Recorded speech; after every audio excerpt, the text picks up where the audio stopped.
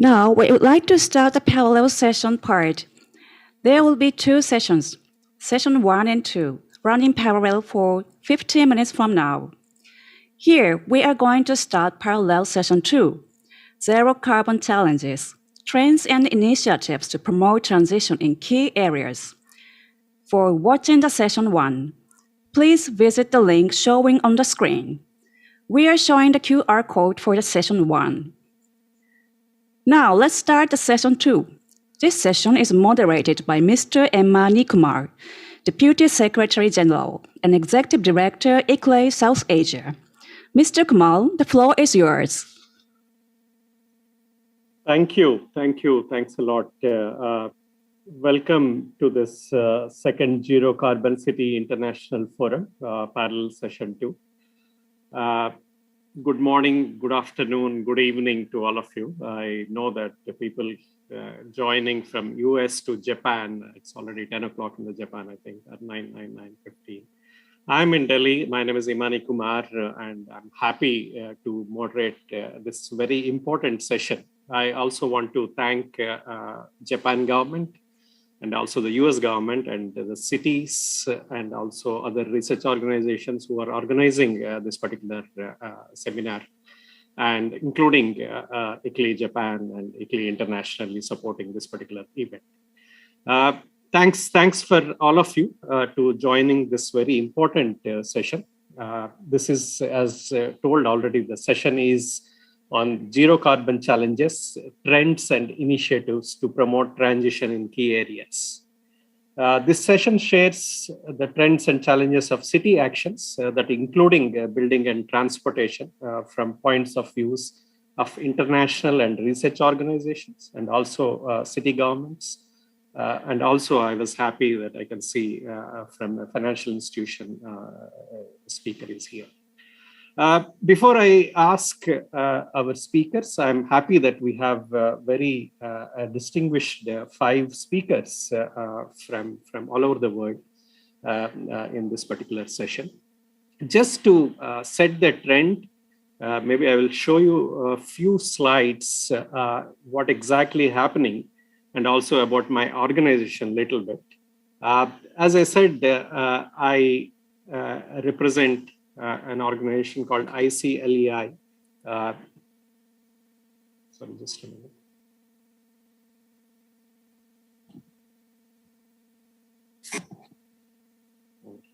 I can't share.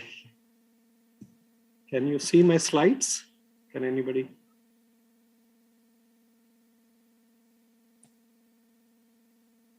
Hello? Yes, we can see your slide. Yeah. Okay, as I said that I represent an organization called ICLEI Local Governments for Sustainability. It is a city association all over the world with more than 2,500 city governments as our members. And we are the only organization officially representing the 3 Rio conventions, that is the Convention on Biodiversity, Biological Diversity, and UNFCCC, that is United Nations Framework on Convention on Climate Change, and also United Nations Convention to Combat the Desertification, UNCCD.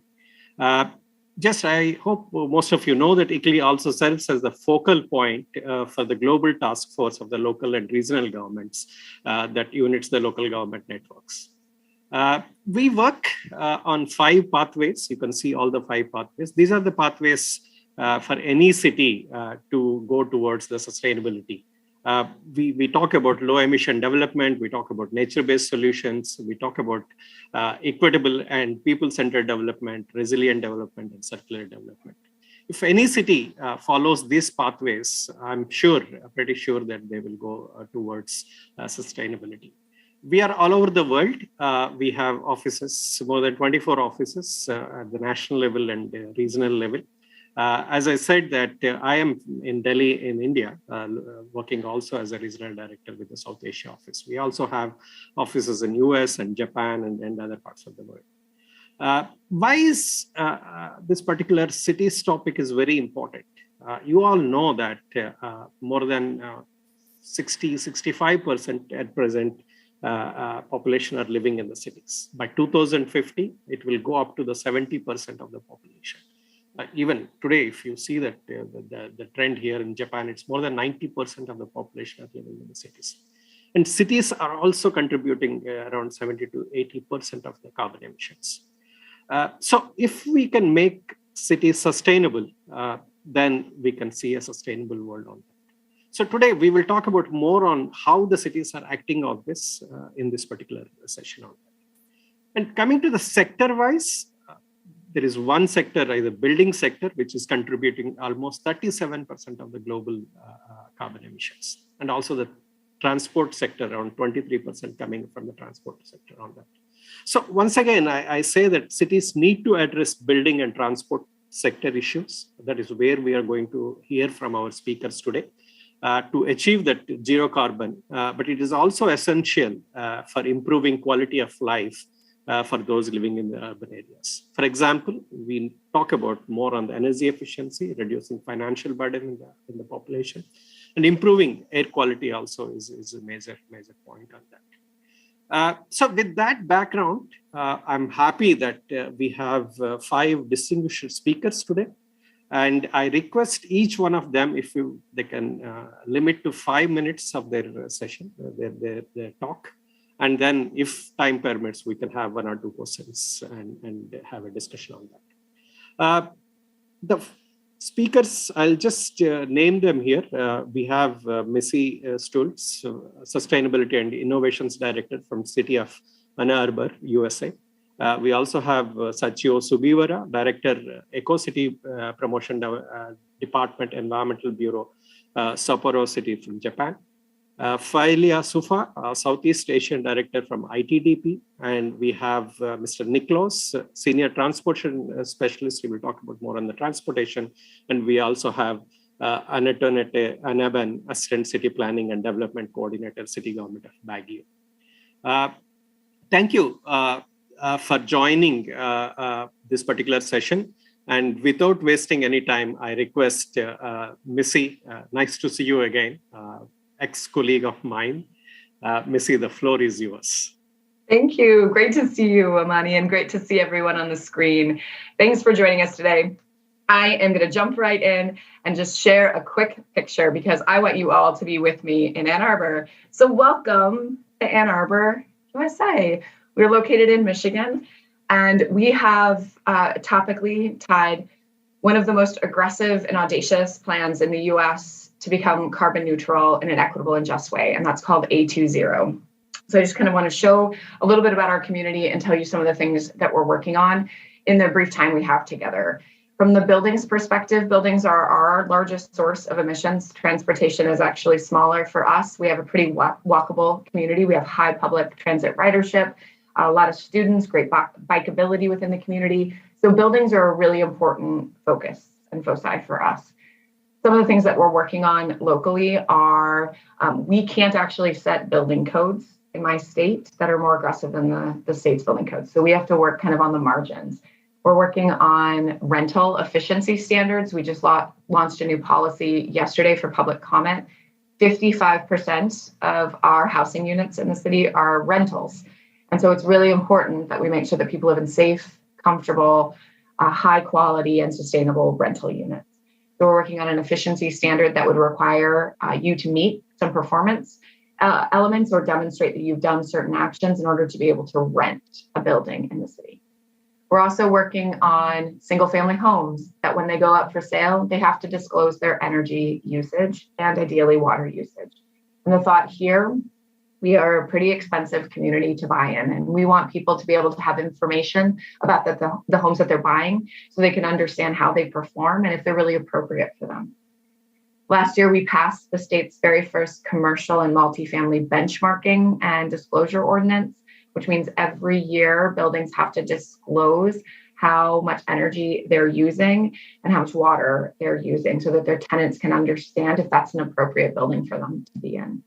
We also have signed a White House federal administration kind of call to action to start working on a parallel to building performance standards, requiring buildings to perform at a certain level. Just to be super transparent, we don't think that's possible in Michigan, but we want to find ways to unlock as much federal support as we can to help our building owners be as efficient as possible. And again, ensuring the comfort and the safety of the tenants in their building. So for us, a lot of the challenges we face around the building landscape and decarbonization is the fact that we don't control our own building codes. So we can't just pass some ordinance or policy to make sure that they're all really efficient, like what you might see in New York or in California. We don't have the ability in Michigan to do that. Number two, we don't have enough labor. We don't have enough trained contractors that are familiar with the kinds of technologies that we need to have within the marketplace. One of the ways we're countering that is by actually starting training programs with colleagues at the state to help make sure that all of our contractors are electrification ready. Third, we don't have coordination within the landscape. So maybe you bring someone in to do insulation in your home. That person doesn't know an electrician that's going to help you upgrade your panel so you can start doing beneficial electrification. And that person probably doesn't know a renewable energy installer who's going to help you transition to solar or geothermal. So we're trying to form connections within the landscape. So as a constituent, it's really, really easy for you to make the next right choice in your decarbonization and equity journey. Those are some of the challenges. And then I'll quickly pop over to, and I'll stop sharing here, pop over to transportation, just to give a sense for us. We are a pretty compact city. So for transportation, some of the things that we are working on right now are land use, trying to make it easy for people to walk and bike or take transit to the places that they want to go. We don't control our transit system. It's a quasi-governmental entity. So there's a lot of collaboration and coordination that has to take place. Secondly, it's very expensive to make public transit investments, and it's a socialized cost that we all pay for. And that's something that takes a lot of public support, education, and engagement around to get the public ready to make those kinds of investments. And then lastly, I'm sure you all know, we are pretty auto-centric in the US. And so getting people out of their cars is very tricky and something we're working quite a lot on. This is a space where the pandemic actually helped us. Because more and more people were teleworking, and we've seen this transition of how work is done, not equitably across all sectors and systems, but in many places we're discovering that telework is far more possible than we ever thought. So we're continuing to promote telework policies and opportunities, and we're also working on making sure that people can walk and bike by having the proper infrastructure and the proper destinations within walkable and bikeable distances. We have a lot of challenges, we have a lot of opportunities, and we're really excited because what better time to get to work than right now? So with that, I'm going to stop, make sure we have time for questions. So I'll pause, and I think I'm going to kick it back over to you. Thank you, Missy. Thanks a lot for sharing that information, what's happening in your city. If I ask you one question, important question, like how the public's response to all these policies and all these activities, what's happening? Yeah, it's all things. We generally have pretty high support for sustainability. A lot of Ann Arborites identify themselves as sustainability-oriented individuals.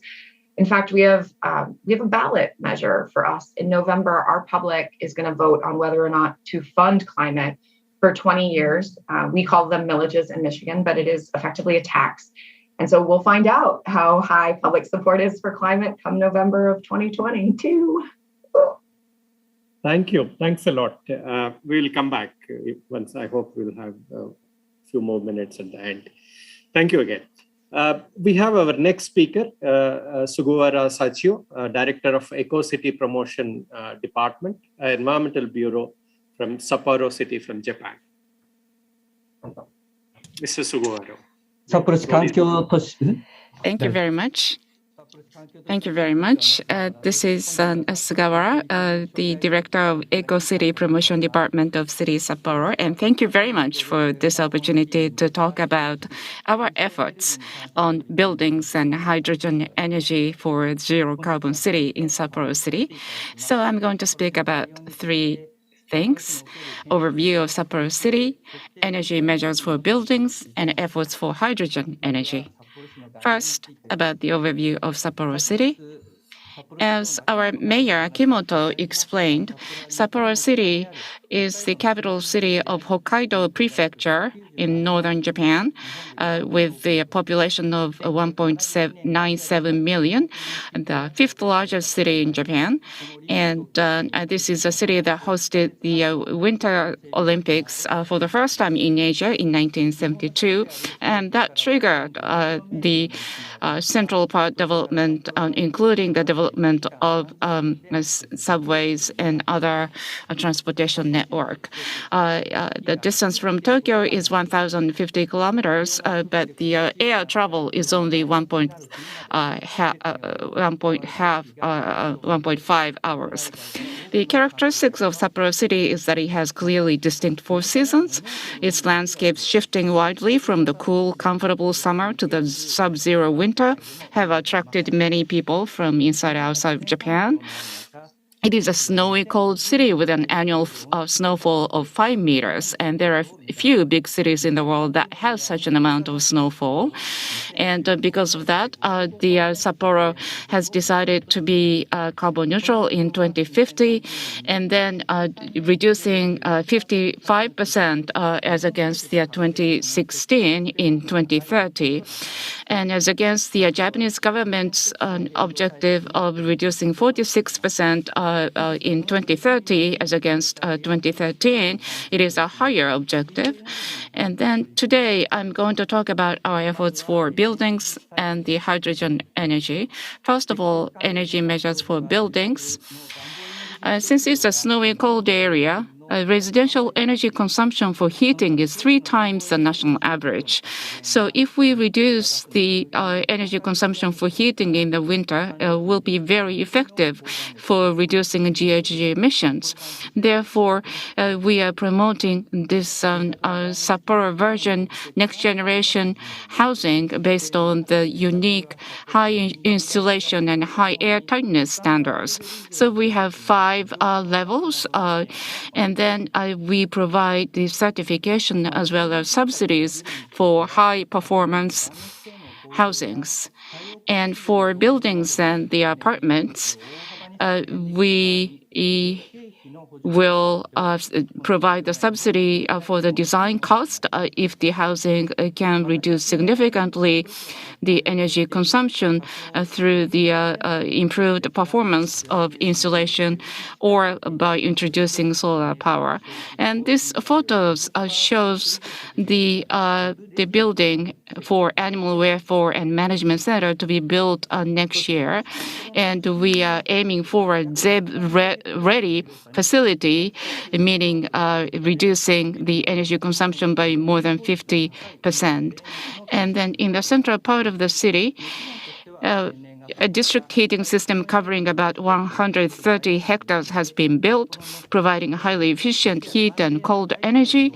For heat sources, natural gas and woody biomass as renewable energy are used. In addition, snow and cold air is used, which is a unique characteristic of Sapporo. Now let's talk about the hydrogen energy. And so we are promoting hydrogen as it does not emit CO2 and is expected to be the energy for the future. And we are trying to promote the introduction of FCVs, and we are providing subsidy to those companies and citizens. We are also planning to build a hydrogen supply chain in collaboration with the private sector to utilize hydrogen made with solar and wind power in Hokkaido. We are preparing to build hydrogen charging stations in central Sapporo to supply hydrogen to big buses and trucks, and to develop a hydrogen model district where buildings with fuel cells for buildings are to be built.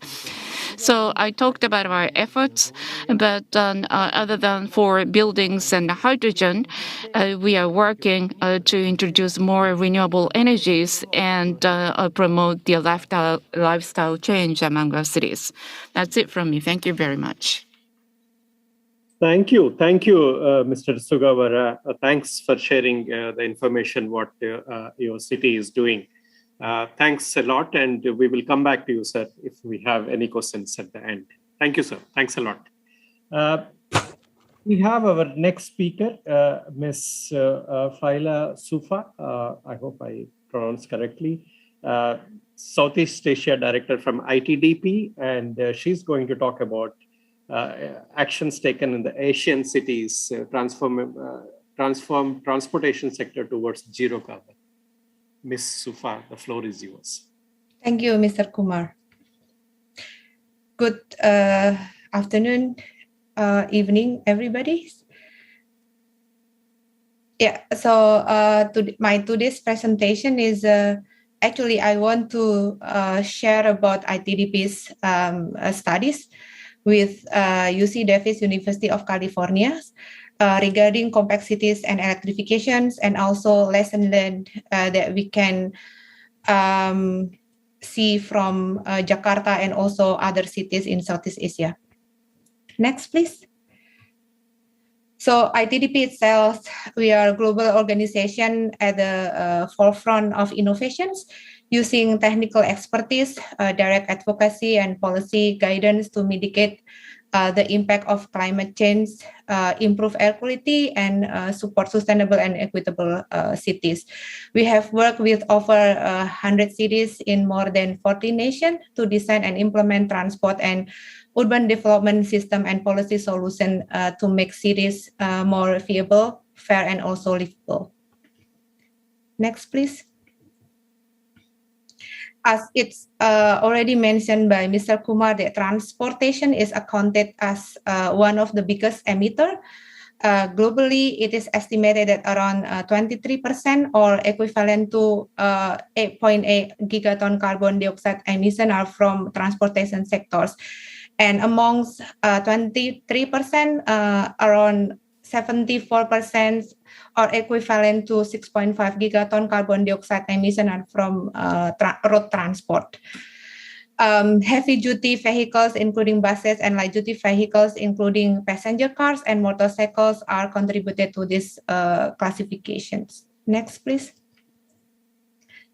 Therefore, to reduce the GHG emission, shifting paradigm from city for car to cities for people with compact and mixed-use development will allow people to walk and cycle and to get their destinations.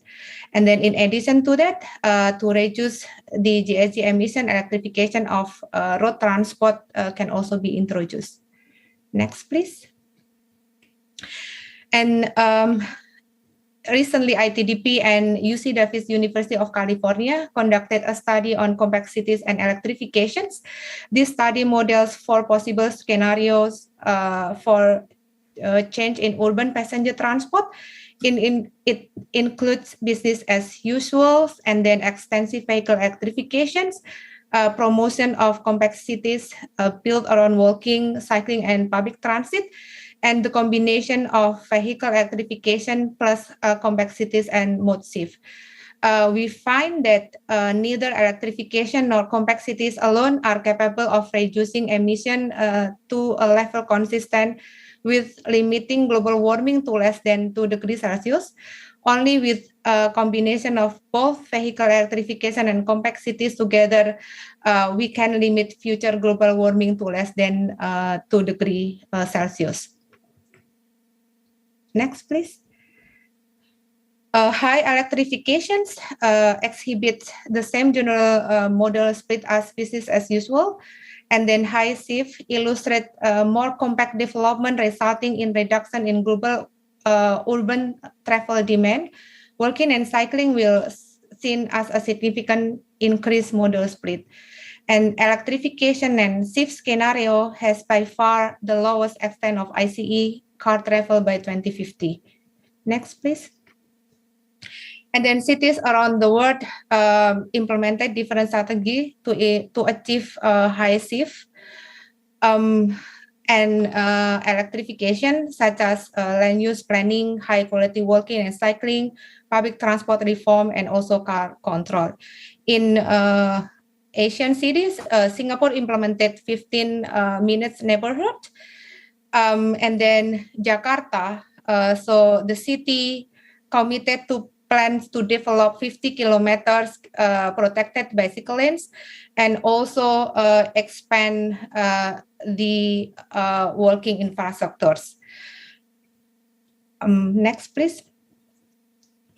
And then to achieving high shift, Jakarta formalized informal buses. If you've been to Jakarta and other cities in Indonesia, maybe you've seen microbuses. So all of the road transport system now is integrated under the Transjakarta bus operator or BRT operator systems.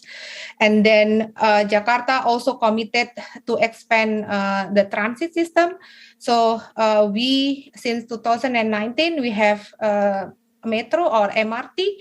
And then Jakarta also plans to expand the MRT network and then LRT as well.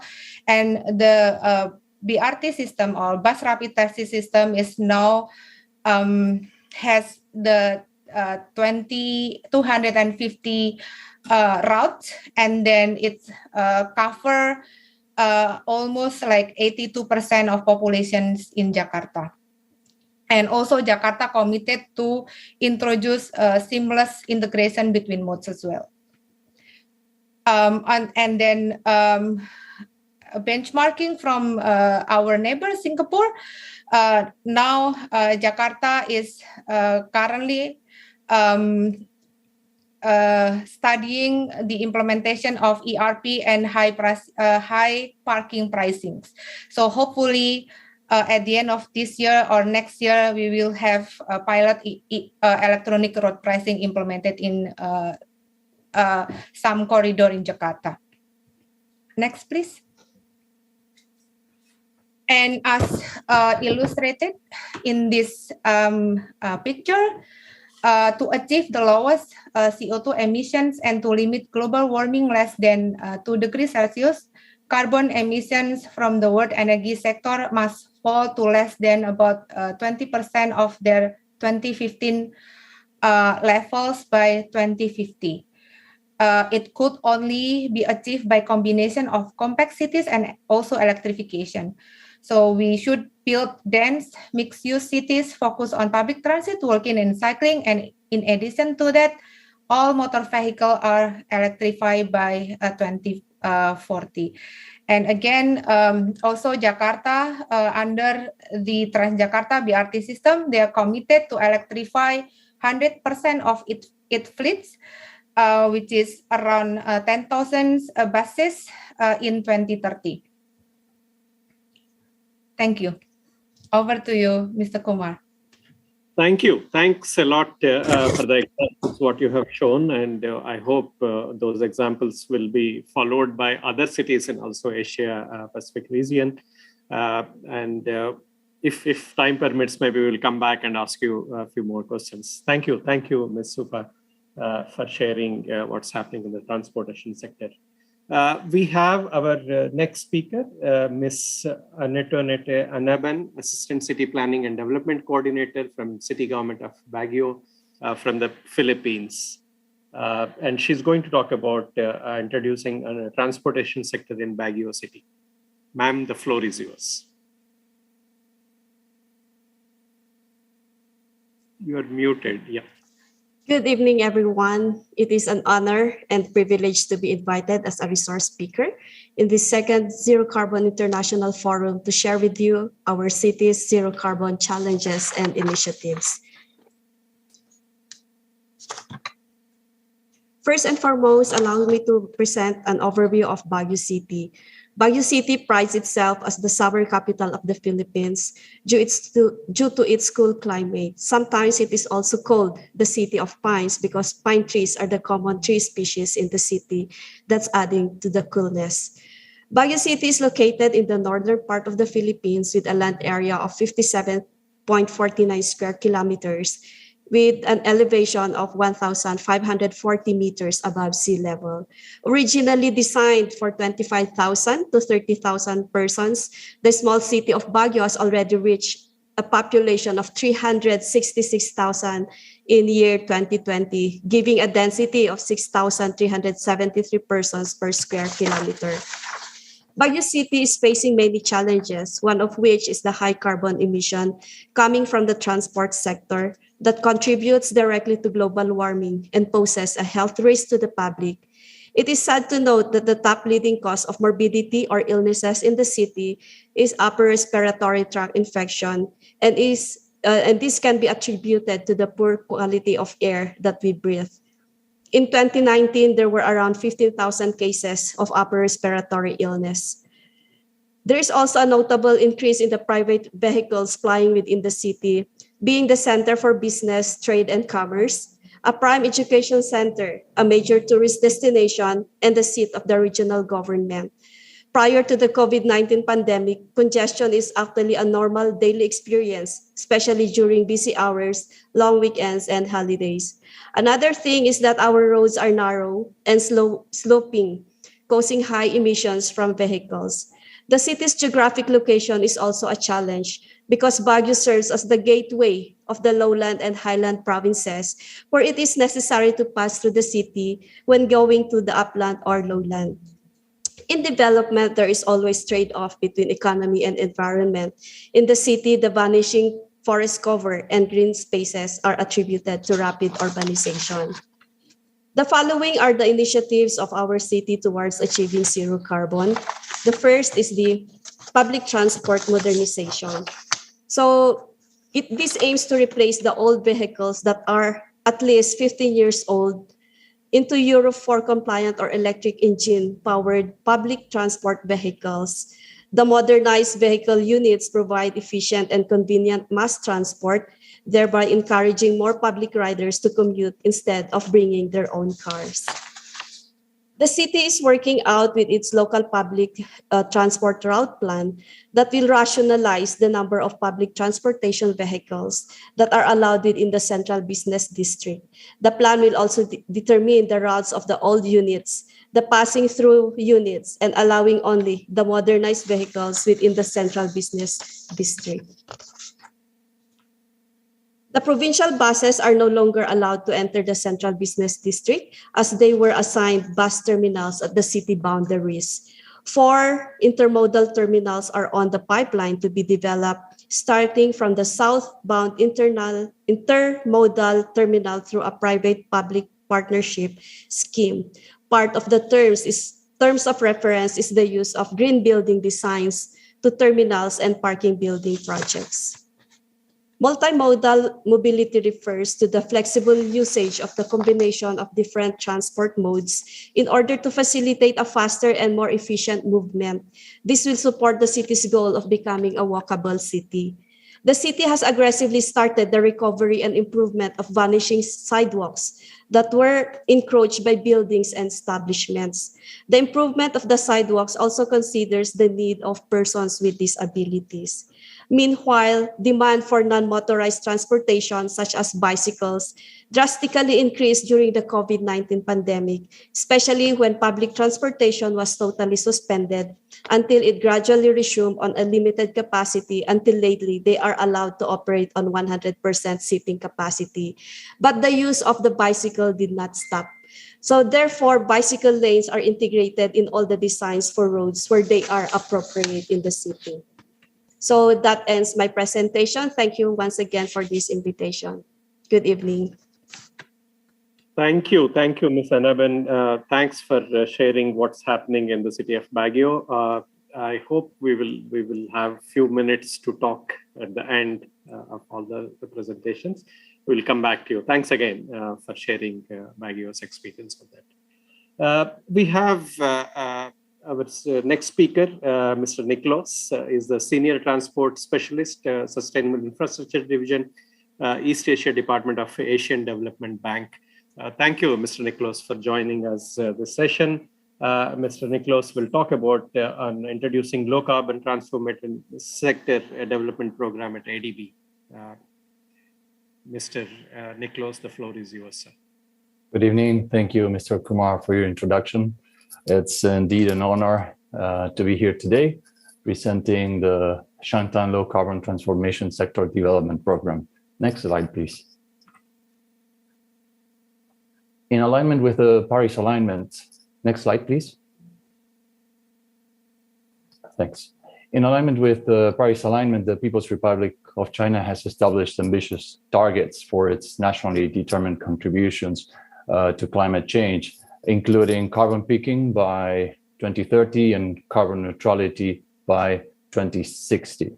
Looking at cities in the PRC, we observed that urbanization rates have reached 60%, and it is expected to reach 70% by 2035. These cities concentrate, as it was said before, economic activities and are the source of a significant share of greenhouse gas emissions. In recognizing the importance of cities to achieve its carbon reduction ambitions, the government of the PRC has been implementing the Low Carbon Cities Initiative since 2010. Through this initiative, cities are requested to develop their own low carbon models, and they are encouraged to share their experience and replicate their success. Since we signed a memorandum of understanding in 2014 for collaboration on climate change, ADB has been working closely with the PRC government on this topic. And one of the focus areas has been low carbon cities. And the government has requested ADB support, particularly to support those cities facing greater challenges. Next slide, please.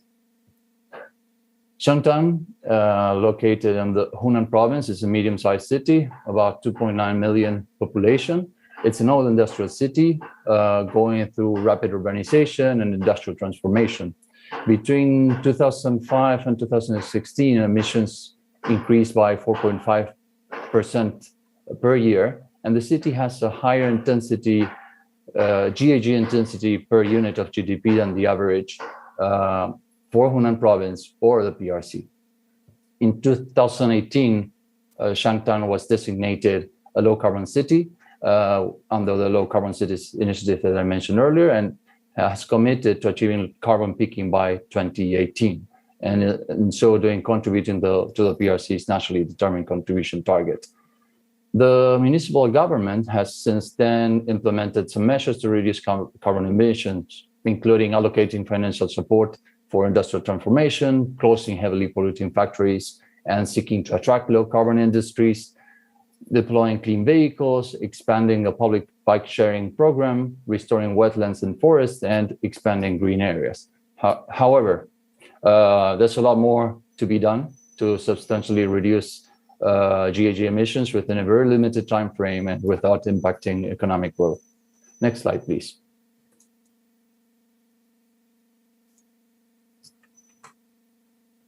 The Shangtang Low Carbon Transformation Program was designed as an integrated intervention to pave the way for the city's future low carbon development. The preparation of a program involved the participation of different stakeholders and collaboration across sectors so that a coherent vision for the city's development could be achieved. The program has four major outputs. The first output focuses on infrastructure transformation, and given the limited financial resources, all the selected components were designed to demonstrate low carbon solutions that can produce multiple benefits and could later be replicated. The second output focuses on information and knowledge platforms that can inform decision-making and facilitate behavior changes using a range of ICT technologies. Those interventions would be coupled with policy reforms to create an enabling environment and with capacity building and knowledge development. Next slide, please. Here we can see investment components of the program, in green infrastructure components, in blue ICT components. Infrastructure components include transport improvements with bus priority corridors, deployment of electric buses and charging infrastructure, and people-oriented street design, and buildings with water and energy-saving features and improved climate resilience. ICT components, which are intended to complement infrastructure improvements, improve operational efficiency, and inform decision makers, include a citywide building energy management system, reprogramming of the intelligent transport system to prioritize pedestrians and public transport over private vehicles, among others. Next slide, please. The program's policy and institutional reforms are intended to ensure the sustainability of investments and to create an enabling environment for the future low carbon development. There are several areas of reforms in urban resilience, buildings, transport, behavior change as such. And these policy actions will be delivered in 2 tranches. The first tranche focusing on setting out a clear vision and strategy and framework policies, and the second focusing on specific regulation standards and technical guidelines. Next slide, please. Through a successful implementation of the program, we hope Shangtang will become a model for low carbon city development. For more details in the program, you can look for the program's information page on ADB's website, and we're also preparing a publication on the program, which we expect to be available soon. Thank you for your attention. Thank you, Mr. Nicholas, for sharing what's happening in the Shangtang, actually in the PRC, about what on the transportation issues. And happy to, I think you are the only one who talked about more on the behavioral changes. I know Missy also talked about a little bit on the building front. Thanks to all the 5 speakers for sharing. I was just noting down, I think some of the activities what have been shown here is mostly, I think, public transport, compact cities, energy efficient buildings, and we also have somebody talked about renewable energy, hydrogen fuel is Mr. Sugawara talked about, and also yeah, I think these are the few activities have been talked about, implemented by various cities. And DTP colleague has talked about 15-minute neighborhood cities or compact cities, actually, I've talked about all that. If I have to ask you, maybe one minute again, we have 7 more minutes to close this particular session. What is the one action you propose, either from the building sector or transport sector, or both, if you want to add both sectors, what a city should take it forward on the policy front as well as on an action front to achieve the zero carbon cities by 2050 or by 2070, whatever the national governments have given those those targets to the city governments. Maybe I'll just go on the reverse way. I will start with our friend from ADB, Mr. Nicholas. If you can tell me one action or one policy initiative to achieve the zero carbon by 2050 or 2070, whatever the national targets. So from Mr. Nicholas, Thank you. If I may, I will make 2 very brief points. The first one is that while technologies continue to improve, and this has been more thoroughly explained by our ITDP colleague, and we need to continue planning our cities for public transport and non-motorized transport, making cities compact, denser, balancing the different activities. And the second point, I think the pandemic has showed us an opportunity that we need to further explore and see how to balance with urban development, is the options for teleworking and how we can reduce travel demand through telework options and more flexible work arrangements. Thank you. Thank you, Mr. Nicholas.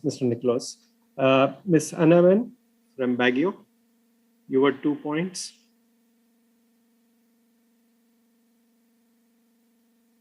Yes. Yes. Will I answer the same question? Yeah. For the city, yeah. For the city of Baguio, I recognize the importance of putting the right policies, especially in the land use policies, and also the promotion of the low to zero carbon initiatives, and the collaboration between the government, the private sector, and the public needs to be strengthened. And since there is seeming a low awareness of climate change in the city, I think there is a need also to strengthen more the information, education, and communication of the climate change, especially the effects, so that they would understand and they would proactively act and collectively act together. Thank you. Thank you. Thanks a lot.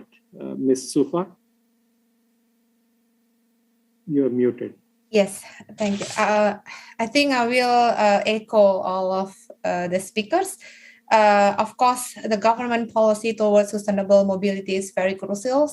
In addition to that is their commitment to give funding and also financing become their priority over like others. And then last is maybe I have three points here is collaboration with other stakeholders. So collaboration with communities, collaboration with universities, NGOs, private sector is also very important. Thank you. Thanks a lot. Mr. Sugawara, sir, do you have any points? 私たちは環境経済社会 Right. Environment, economy, and society, we incorporate all of these perspectives to build our city in order to improve sustainability of the city. We are trying to invite 2030 Olympic and Paralympic Winter Games. And this is going to be a symbolic opportunity for our response to climate change. So zero carbon city and SDGs, we will incorporate all of that. And we would like to create a city for decarbonization by 2050. And we would like to have a unique lifestyle and values which are specific to a winter city. Thank you. Thank you, sir, for sharing your points again. Can I come back to you, Missy? Yeah, absolutely. So I say yes to everything everyone said, and I would add for us from a land use perspective or transportation perspective, it's smart land use, making sure that people have the things that they want to walk and bike to within their neighborhood. Sidewalks and bike lanes that lead nowhere aren't particularly useful. And then from an energy standpoint, just sharing our goal is carbon neutrality by 2030. So we have to do everything possible. And one of the things we're exploring is creating our own sustainable energy utility to do massive deployment of renewable energy with energy efficiency and beneficial electrification, because we simply don't have time to wait for others to come in and fix the solution for us. Thank you. Thanks a lot for all your views. I don't want to, I don't dare to maybe tell you what needs to be done, but because you all have heard from the speakers, very good points. I work very closely with more than 100 cities in India and also a few cities in other parts of Asia Pacific region. But if I have to summarize all the activities, all the speakers, what they have said, one thing I just want to add here, I know that most of the speakers have said, each city has to measure what is exactly happening in their city. What are the emissions coming out of those activities, various activities, which the city is implementing that.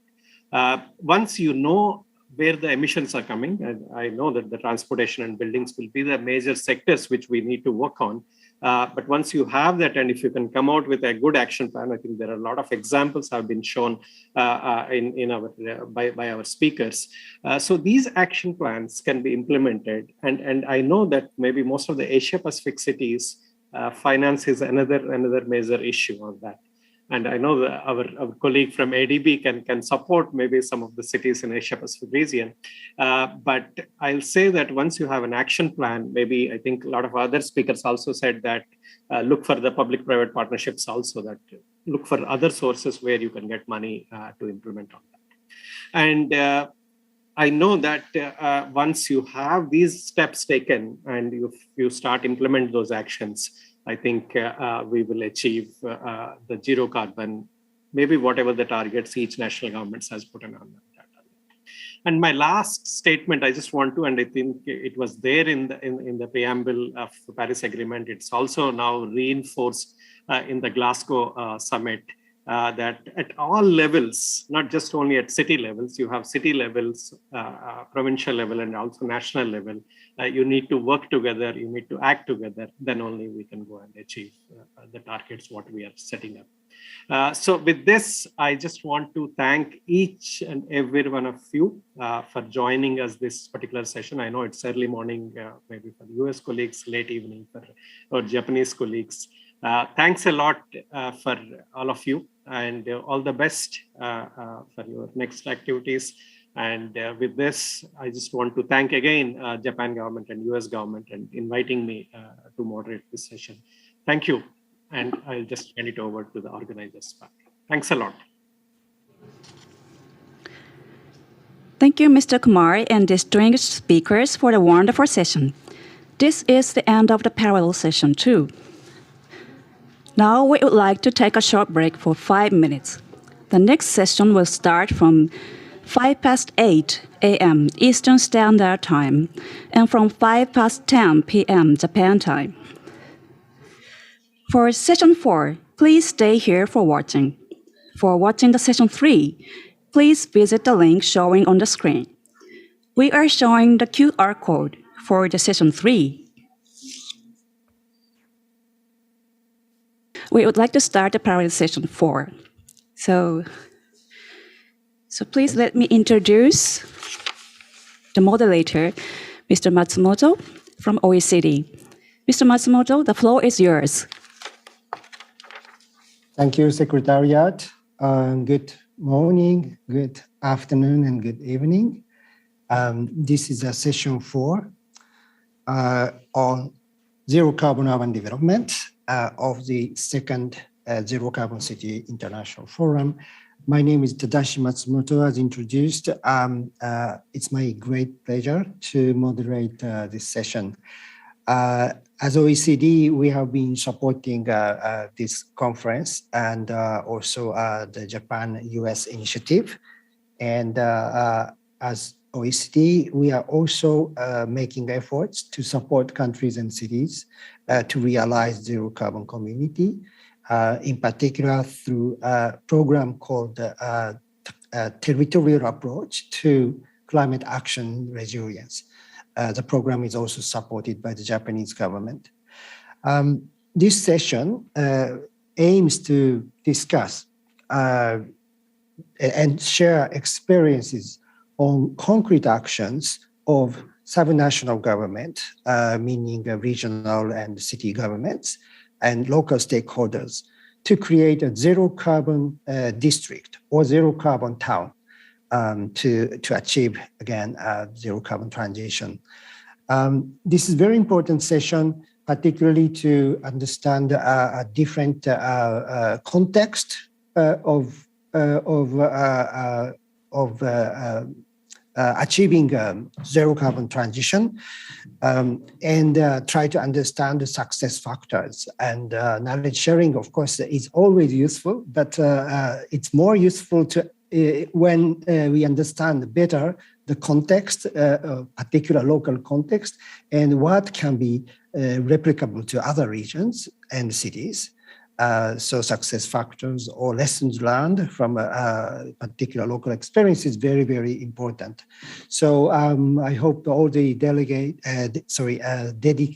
distinguished guests can address this point while they are presenting their cases.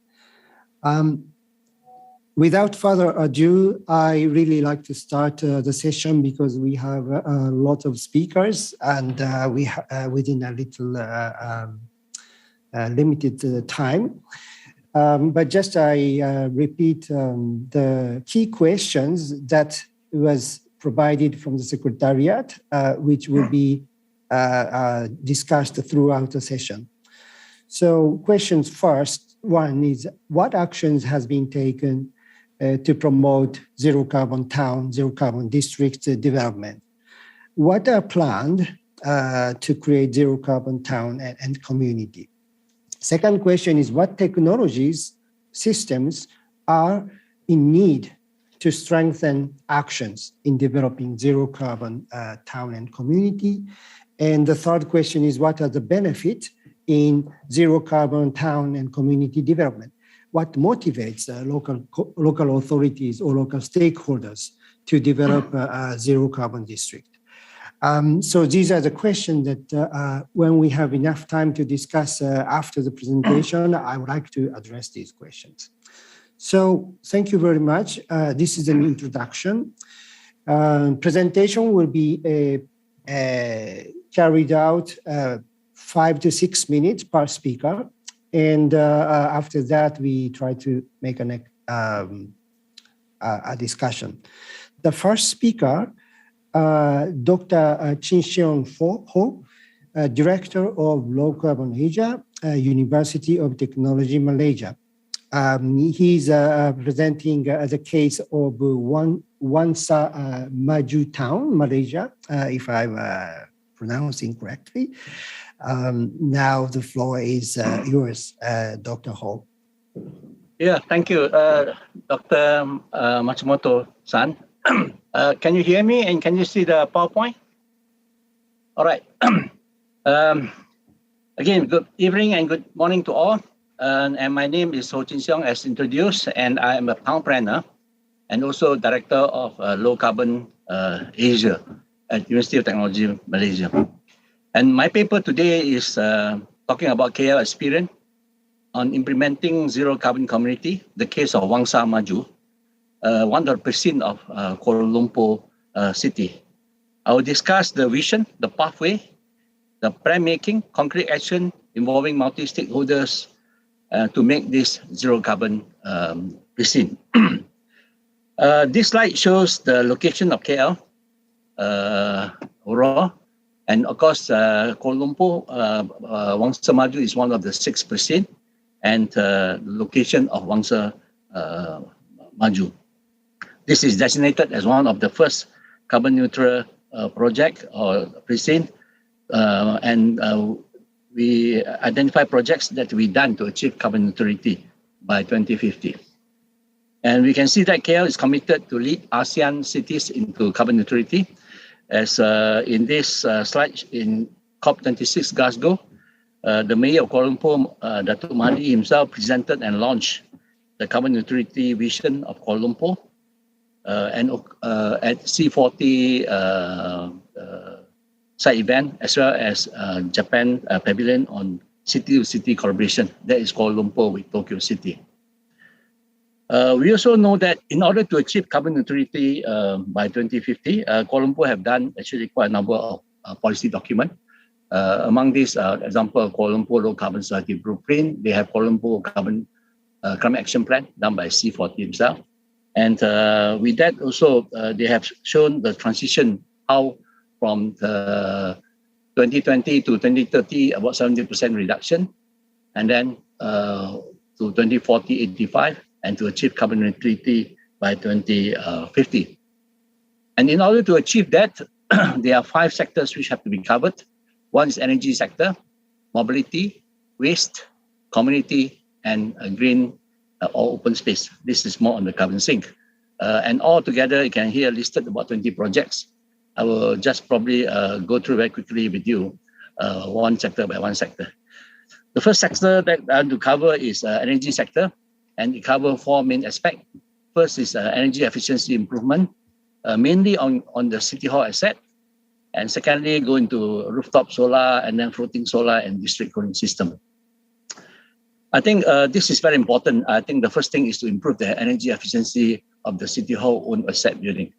And this is done by having a good inventory, having a good low carbon spec, and having a good operational and maintenance manual. And having able to improve the energy efficiency of their own asset, they can showcase to the private sector. I think this is one of the very important components to go for carbon neutrality. The second aspect is actually, we are talking about introducing renewable energy, but then the case is actually more on so-called visibility. We want a buy-in from the community that the city hall are involved in this kind of project. And for instance, even they have a charger, phone charger, lighting for bus stops, car parks, or any of this project. And other example of renewable energy is like kiosks, food stores. This is using vertical axis turbine, which is a small system and it's very flexible. And of course, in Asian cities, we have a lot of stores, hawkers, and food stores. So this can be done quite easily, and that can also be used in this case is young entrepreneur along the river along Kuala Lumpur. The other important thing is actually regulation. Kuala Lumpur City Hall also have introduced bylaw on new building approval by having new building need to have at least 30% renewable energy in their projects. And these are always done in bigger projects, like for instance, Eon, schools, IKEA, and all this. So they have identified all these possible projects that to be going for carbon neutrality using roof PV.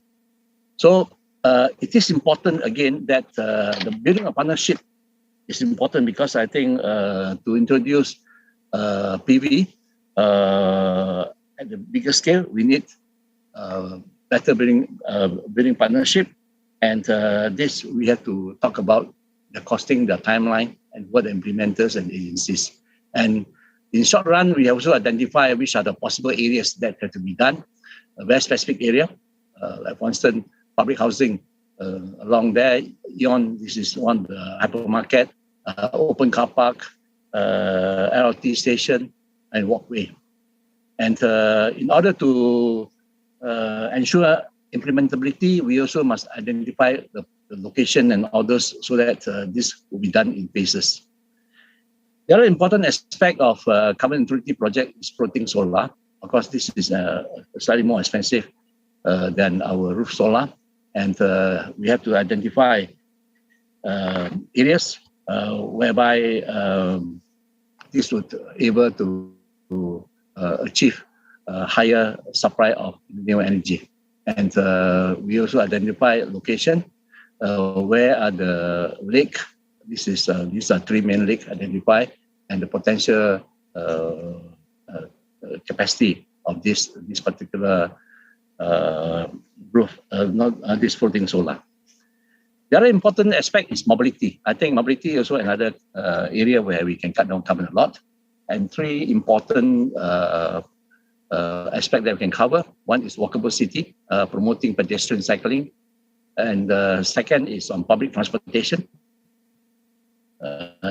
encouraging more bus and rail services. And thirdly, station area replanning. So this is another area where the City Hall work very closely trying to improve active mobility, mainly on pedestrian and bike, or from leisure cycling to commuting. Important to ensure safe and comfortable facilities are provided. So these are things that to be done.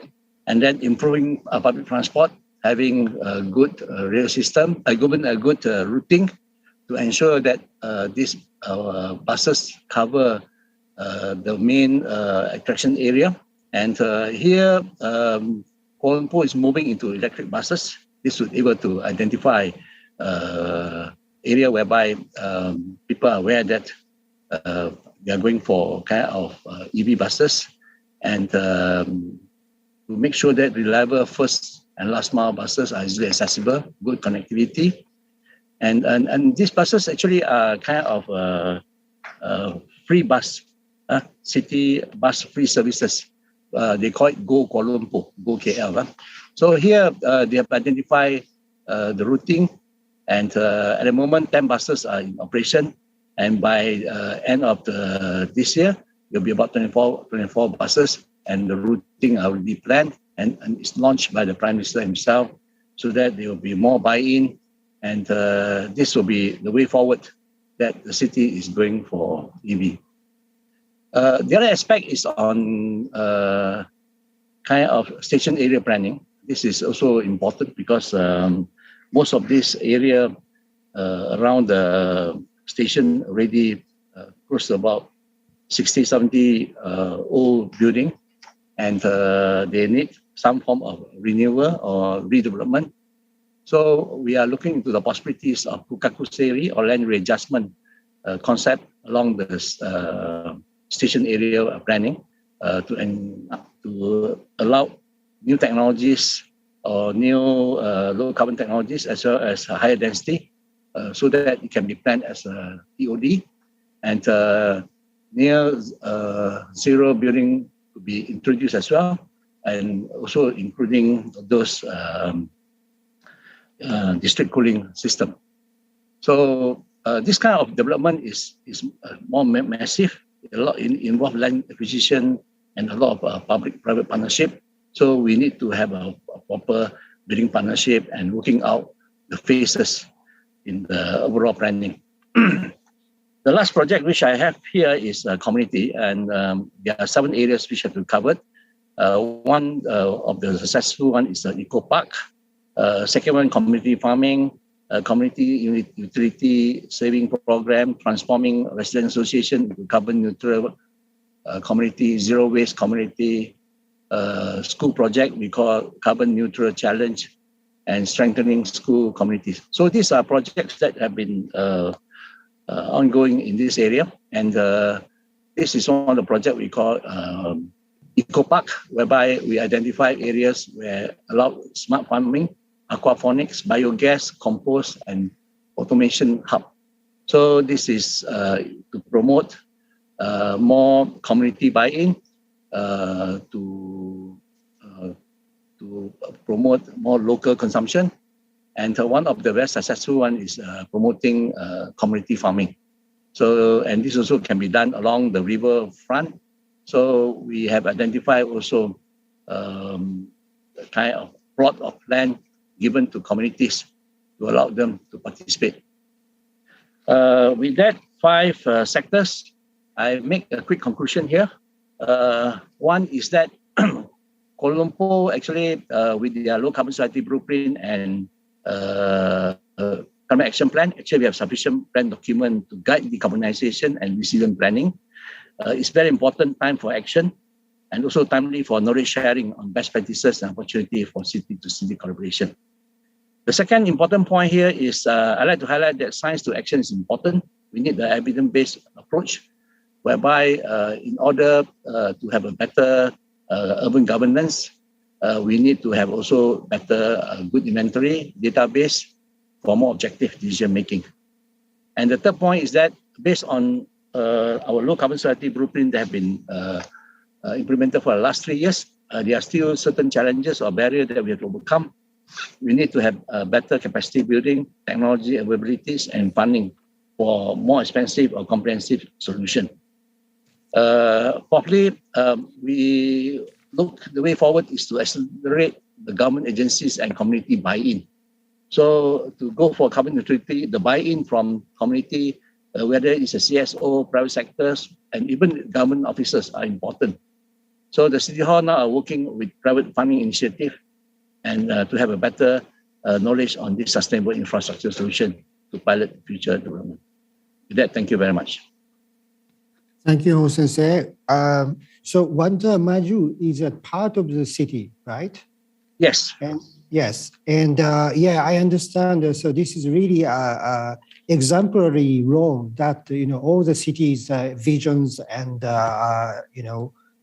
goals are being tested and implemented in this area. This is important fact that other parts of the city, or of course other parts of the country, can replicate the success story, and then also the lessons learned from this what I can call a pilot exercise. So That's thank right. you very much, Ho Sensei. Thank you. The second speaker, sorry, I'm rushing to the mindful of the time. So the second speaker will be Dr. Alpamat Shammeka, Deputy Director of EEC Smart City Department, Eastern Economic Corridor Office, Thailand. So the floor is yours, Doctor.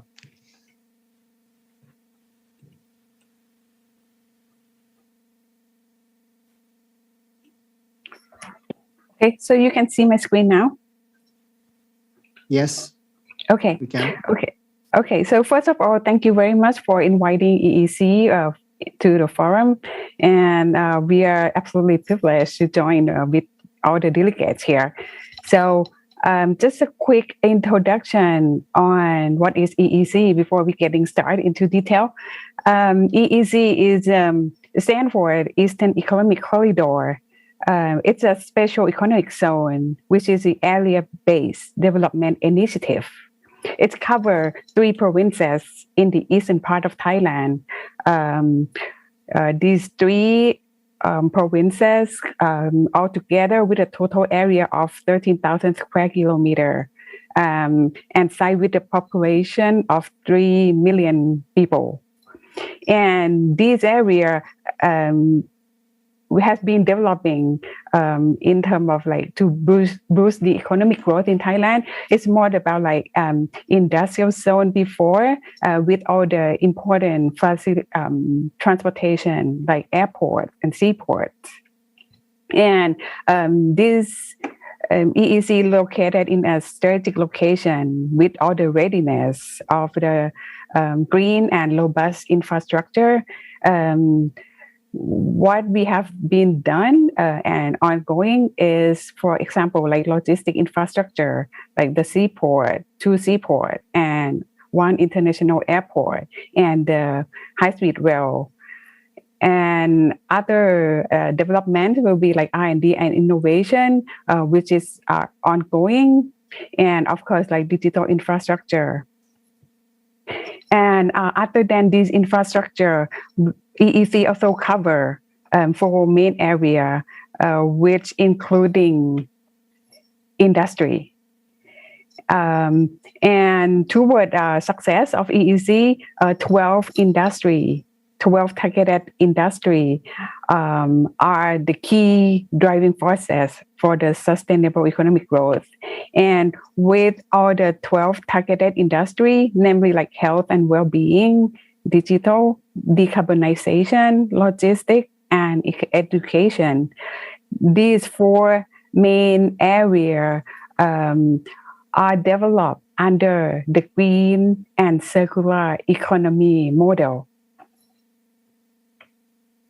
When we talk about model, it's important to highlight that in Thailand, the government they launched the BCG economy, which is the national agenda alongside with Thailand 4.0. And what is BCG model? It's a comprehensive strategy for sustainability development. It's comprising of bioeconomy, which involve the production of renewable biological resources and turn it into value-added product. And the second is circular economy, which aim at reusing and recycling resources. And lastly, it's green economy, which aim to keep economy, society, and environment in balance. And this model conform with the UN SDG and sufficiency economy philosophy. This is a key principle of Thailand.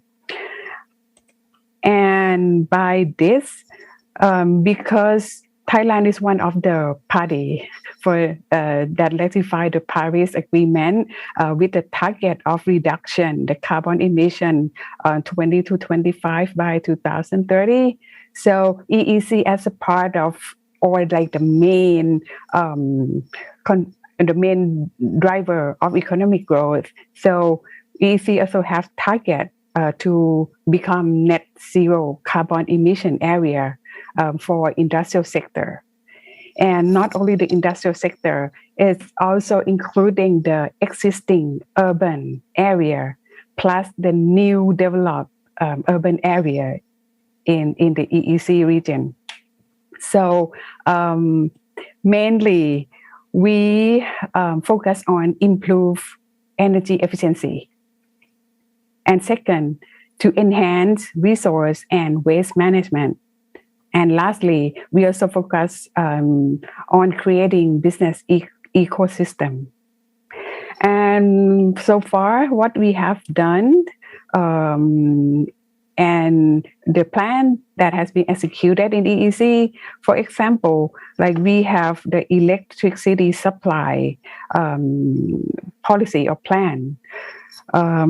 We just we just got approval by the board in the last 2 years to set out the green energy plan, which related to the solar power production for 500 megawatt. And we have target to achieve the 30% the solar or green power generation of the total electricity demand. So the second area, we we have planned on the waste management, which is one of the major problems for the existing urban area, which you may recognize, like Pattaya City, for example, an issue that need to be solved. So the project that has been launched is the waste management project in Pattaya and Rayong with the technology of waste to energy. And the third is the smart city, which is the one of the new developed or greenfield smart city in Ban Chang, Rayong. It's the area-based development that we implemented in several segments for the city. For example, like we implementing EV transportation and the infrastructure for the charging station, and also the clean energy. That's a plan for the solar power generation for 50 megawatt in the project.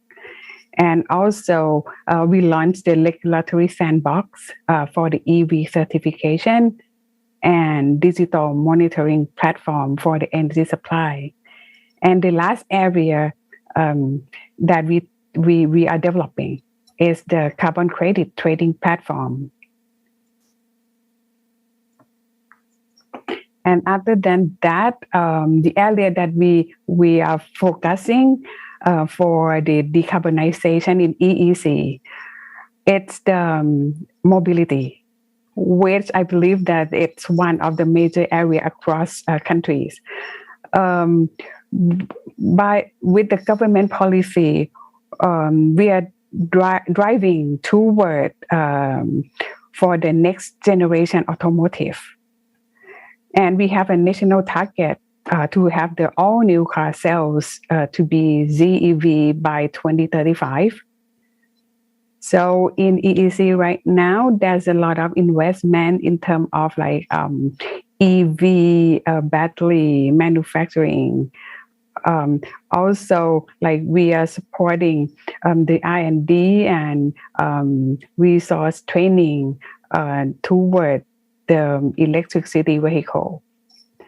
And the second area is the green and circular, which is all about energy business, renewable energy, also energy efficiency management for the city and for the building, and also the recycling manufacturing businesses. And lastly, not only the infrastructure, but also the smart city. We are promoting the smart city, and within our country, we have smart city criteria, 7 smart city criteria that covering like 7 areas of the smart solution to be incorporating into the city. And with all the concern on like for the smart and sustainable city development, we consider like 5 livable factors, 7 smart city criteria, and 4 social consideration, and driving toward the goal to achieve the low carbon society. And for the smart city, in terms of the smart city development in EEZ area, only 3 provinces, we moving toward and promoting both existing cities and new cities. Now in EEZ area, we have 5 smart city declared already. It's both the city belong to the government and also the private sector. And under this EEC promotion, Dr. Jamaica, please yes? try to wrap up. Okay. Yeah, within the new city, we also have a promoted zone as a new city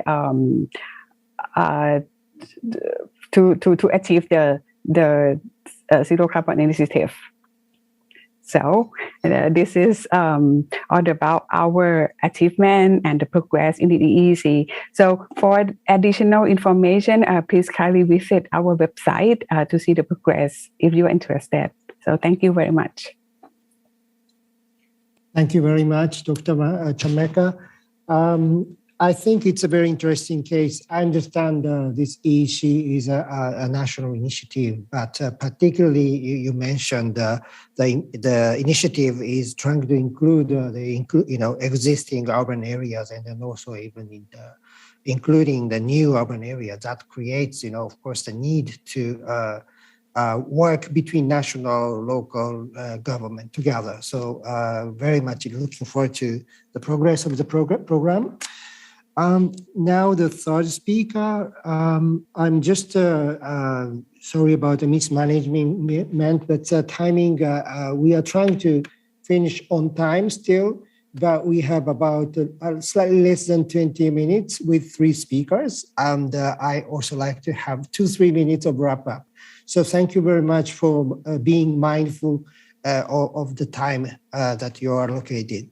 So thank you very much. The third speaker, I'd like to introduce Mr. Leo Christensen, the City Council member in Lolland Municipality, Denmark. Welcome. The floor is yours, Mr. Christensen.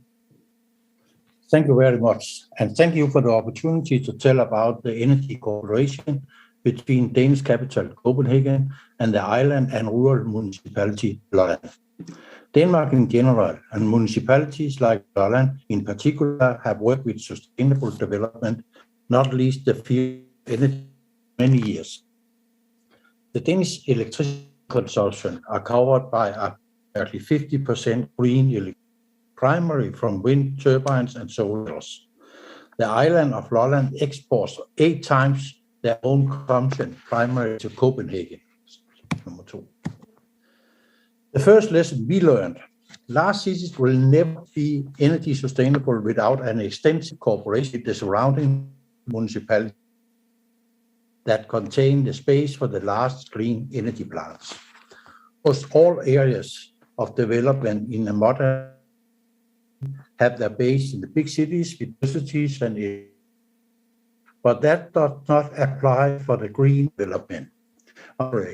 It's in the rural areas like Lolland, all 100% self-sufficient in green electricity, and where export of green energy has been created, that the next generation of innovations are happening. We have a very strong interest from investors to invest in completely new type of power-to-X plants and new technologies for energy storage.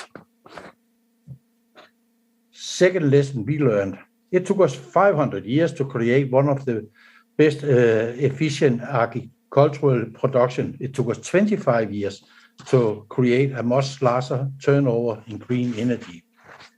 It is the farmers who host the last energy plant and who have a very significant extra income, which in turn creates the economical basis for a conversion of the farms to far more sustainable forms of production. In addition to much smaller carbon footprint in the food production, we also create better security for food supply to the whole area, including the major cities. It is important to understand how challenges and opportunities change as the degree of supply of green energy grows. There is a big difference in our trading options from we had 10 to 20% green energy on the grid until now where we have 50 to 100 and sometimes more. You see the effect of the energy export to Copenhagen. You can see a new development where energy companies now out of the big cities and to area where the energy is produced. This is an advance for both parties. Its energy consumption when the very energy-heavy consumers and often also very heavy transport consumers leaving the city. At the same time, large are up for modern development with housing and smaller companies. On the other hand, areas are getting newcomers and many jobs. The cooperation between a certain level, one of the very important spin-off effects are that the migration from country to city is reversed. All municipalities outside the Copenhagen area have lost citizens to the metropole. This migration pattern has been reversed. Relocation of companies is an important part of this development. Third lesson we learned today again. The cooperation between big cities and rural municipalities is much more than green energy. Each of the arrows on this drawing represents a very large cash flow. If these cash flows are put into systems and a very long contract period are secured, then a unique development platform can be created. Each of those economical areas had its own carbon footprint that we can work on and develop together.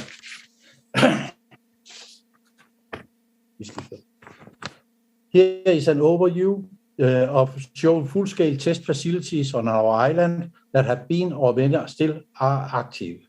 Reducing carbon footprints through green energy development has proven to be one of the strongest tools when it comes to attracting highly educated people to our area.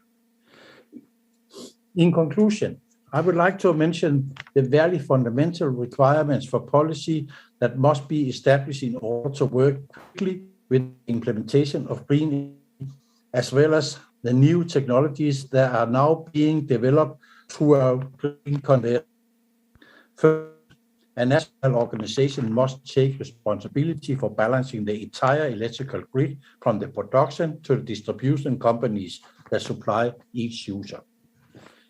Second, green electricity production must have free access to the grid, and black electricity production must not supply basic load unless there is a shortage of green energy. Third, the state must ensure that the cost of green transition are charged as a tax on the consumption of electricity. It must not be a burden for the state and municipalities' primary functions, such as schools and hospitals. Last, but perhaps most important, especially in Europe these days, if developments create a situation where we need to increase the pace and implementation of green energy, a national system must be created that can ensure private and public companies compensation for stranded costs. Otherwise, we can never ever reach any kind of the private companies. Thank you for listening to a small but very green municipality. Thank you, Mr. Christensen. You touched upon so many important points, especially the last 2 points, the sharing the cost, the concept of just transition, and then also the role of public and private. I'm also impressed by the approach that this multi-actors approach, and then also, it's a great example of urban-rural linkages, I think, and particularly using the concept of our carbon footprint, or not only material flows of circular economy, but also carbon circularity. And so this is really a great example that we could learn from. Thank you very much. Let's move to the fourth presentation, coming from Japan, Mr. Doyashiki Makoto-san, Manager, Promoting Partnership Division, Planning and Economic Department, City of Ishikari, Japan. So, Doyashiki-san, please, the floor is yours. はい、石狩市の堂屋敷と申します。 I am Doyashiki from Ishikawa City. Can you see my slide? Please check the interpretation if you are in So I'd like to talk about industrial decarbonization to be realized in Ishikari City, Hokkaido. Ishikari City is on the Sea of Japan side of Hokkaido, and as a local government, we are taking on a variety of challenges. And industrial decarbonization is one such exemplary initiative, which I'd like to introduce to you today. This is Ishikari City. We are in Hokkaido, and it's 70 kilometers north to south. and we have the population of around 55 or 58,000. We have Ishikari River, which is one of the largest rivers in Japan. We have developed alongside this river because our food culture has been nurtured by the salmon that can be captured in this river. In terms of the industrial decarbonization, we have the target of a zero carbon city by 2050, and our industrial decarbonization project is a startup project of this pledge. And we are around 15 kilometers from Sapporo city, 30 minutes by car. And this is the biggest industrial zone to sustain 2.3 million population in Sapporo city.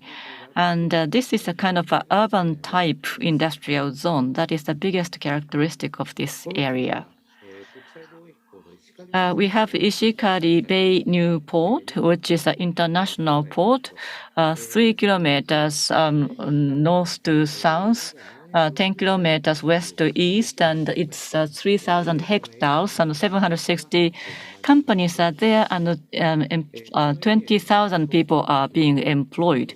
We have warehouse, logistics, manufacturing, and power plants. We have also large-size commercial stores such as Costco. So a variety of industries are concentrated in this area. That is another characteristic of this area. And more recently, we have solar as well as wind power generation parks, and 300 megawatt is the output, putting them both as renewable energy sources. So we have such renewable energy sources located within this industrial park. That is quite unique. So we have offshore a wind farm that is under construction right now, and the power output is going to increase going forward. With the wind farm, we expect the potential of this area to grow into 3.6 gigawatt in the future. So we have a big industrial area, and we have a big renewable energy source. So that is the characteristic of our geography. And we'd like to become a decarbonized industrial area. And we have initiatives for that. We are close to an urban area, but we can actually freely design our area, which is quite rare, and we'd like to come up with a solution that can be emulated across Japan in the future. So in this renewable energy zone, we have around 100 hectare RE zone.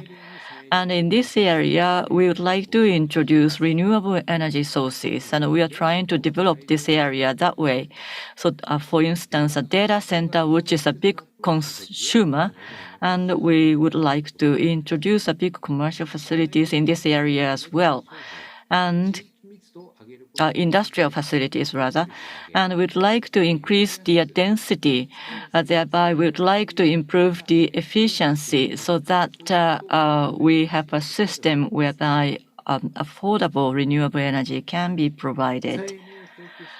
So, as for actual methods of renewable energy supply, a distribution transmission grid will be built, and we will have substations of renewable energies, and we will supply renewable energies, and we need to have a stable supply. And so the existing distribution and transmission grid will be connected all the time to reduce the risk of blackouts as much as possible. So that would be a very stable renewable energy system that we aim for. Right now, we envisage this kind of a system, and the Kyocera communication system is now coming up with the idea of a zero-emission data center and a variable solar power. But combined with the AI management system, we can have a stable supply of energy into the data center, and this will be the first such example in Japan. And variable renewable energy capacity has to be fully utilized. Therefore, excessive renewable energy will be utilized in order to produce hydrogen. This is another idea. So for supplying to the urban area, as well as the energy source for the next generation mobility, we envisage to create a hydrogen-based society. Finally, Ishikari City would like to connect the environment and the economy through green transformation. We would like to realize that to aim for decarbonization and the development of this area. We would like to achieve both. So we would like to create a role model for that. That's all from me. Thank you very much for your kind attention. Thank you very much. This is a very innovative case in Hokkaido, Japan, and particularly with a focus on renewable energy technology, smart technology. Particularly this data center case is quite important to us because in the OECD also we are talking about, energy consumption in smart cities or smart technologies. This is also quite an important area to look at. Now, final speaker, not least, Mrs. Joanna Masick, lead urban specialist for cities and climate change and the global lead for sustainable city infrastructure and service global solution group, the World Bank. The floor is yours, Joanna. Are you there? Yes. Hello, do you hear me? Yes. Matsumoto-san, do you hear me? Yes, I do. Can you hear me well? I seem to have lost my sound. Okay. We are hearing you. Maybe we can chat to her. So actually... Do you hear me? Yes, we can. Yes. Sorry, you hear me? Yes. Yes? Sorry, I don't hear you for some reason. My sound just left. So I'm sorry. Let me be very brief because I know time is tight and I know that Matsumoto-san would like to make some closing comments as well. I'm happy here to represent the World Bank and share very briefly some of the work we're doing on low carbon urban development. And I'd like to make a special mention to the Japanese government that supports us in many of our activities globally, and specifically through a Tokyo Development Learning Center, which was established in 2004, that helps share Japan's experience, but also helps us share peer-to-peer learning with our countries, clients, and cities globally. And actually, just next week, we will have a week-long technical deep dive on the topic of low-carbon cities, where we will bring 9 country delegations together to learn from cases from Japan, in particular, Kyoto and Yokohama, what they're doing on low-carbon urban development, but also other cases from Cape Town, Addis Ababa, China, and Indonesia. And I'm really glad to hear the cases here today, really fascinating examples of different approaches to addressing this challenge. But I think the very positive thing I take from this is really seeing amazing advances actually on addressing low carbon cities. And we know the technologies. I understand for industry, this is still a challenge. And we heard about the future directions of Ishikari City, but we know the technologies, we know the approaches, we know the levers and the policies. So what's left is really to implement and accelerate action. And we can see clearly that cities and local governments are really leading the way here because they realize this is critical for their sustainable and resilient development going forward. But what I wanted to share, really a key message, is that the challenge we see is for fast urbanizing cities that are still developing. And how do they take some of these lessons and how do they incentivize these types of developments so that they can introduce these changes? And I think there's two directions here that we heard today. One is really about the sectors. So we heard from all of the speakers about waste, energy, buildings, transport, industry. But then how do you integrate that into an integrated approach using urban planning so that they're not disparate sectors, but they complement and enhance each other?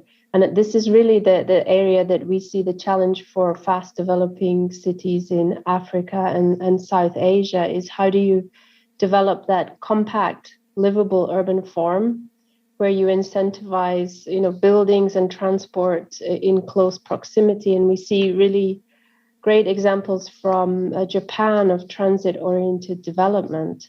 And this is something that, it is on our the forefront of our minds as we work with cities that are now fast urbanizing. And I think the key question, we heard that here today, is how do you develop those investment-ready projects and how do you finance them? And that's why, together with the government of Germany and Luxembourg, we've set up a City Climate Finance Gap Fund. So it's to help cities in the upstream development of these strategies and plans and to set the targets and to come up with real workable ways to accelerate low carbon development. So I really thank you for being here today. Sorry, I had a technical problem there, but back to you, Matsumoto-san, for your closing. Thank you very much. Thank you very much. We heard you very, very well. Thank you. And thank you for pointing out the challenges of the fast urbanizing cities. Thank you very much. So with the time, I give up, giving you again to the floor to you, all of you. Let me just try to wrap up in 1 minute and then thank all of the panelists and the audience.